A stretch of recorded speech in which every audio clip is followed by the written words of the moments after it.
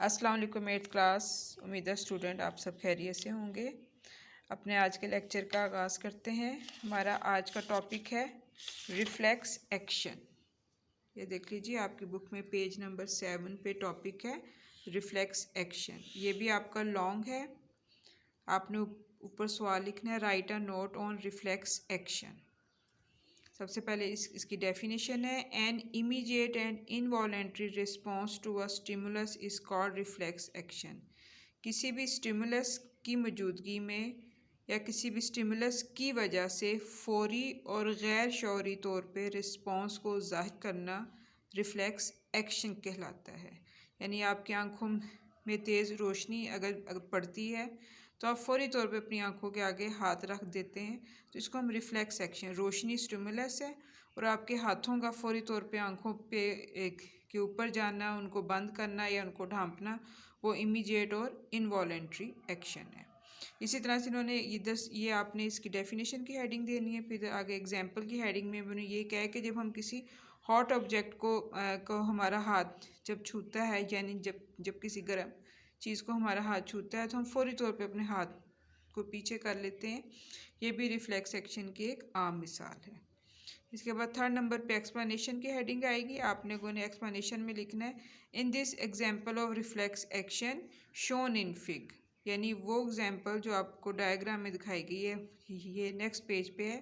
Temperature of hot object is an example of.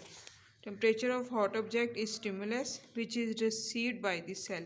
आप ये देख लीजिए, इन्होंने डायग्राम दिखाई है। ये एक इंसान का हाथ दिखाया है जो किसी हॉट ऑब्जेक्ट को छूता है, उसकी उंगली, तो उसकी बॉडी में से उंगली में से जो ये हॉट ऑब्जेक्ट है ये स्टिमुलस है।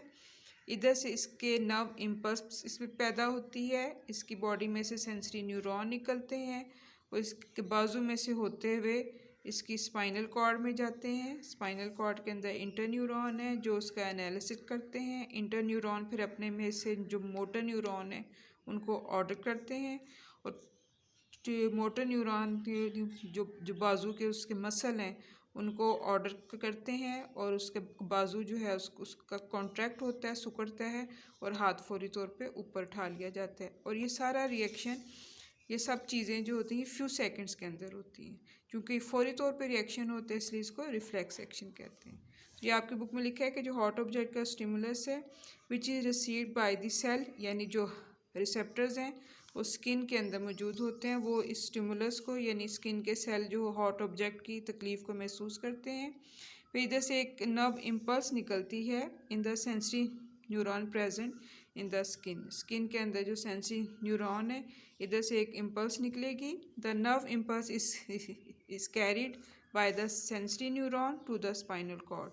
और इस नर्व इम्पल्स को सेंसरी न्यूरॉन जो हैं वो लेके जाएंगे। नर्व इम्पल्स का मतलब है जो तकलीफ़ महसूस हुई है उसको, तकलीफ़ को सेंसरी न्यूरॉन जो होंगे वो लेके जाएंगे इंटर न्यूरॉन में। The interneuron of the spinal cord transmit the impulse to the motor neuron. और स्पाइनल कॉर्ड के अंदर जो इंटर न्यूरॉन होंगे वो इस इम्पल्स को जो सेंसरी न्यूरॉन लेके आए हैं एनालिसिस करने के बाद वो उसको मोटर न्यूरॉन के हवाले कर देंगे। द मोटर न्यूरॉन जो होंगे carries the impulse to the arm muscle. और जो मोटर न्यूरॉन इस इम्पल्स को आर्म के जो उसके मसल्स हैं उन तक लेके आएंगे। द आर्म जो होंगे muscle contract and the hand is pulled back. फिर हाथ के मसल सिकुड़ जाएंगे और हाथ जो होगा वो पीछे खींच लिया जाएगा।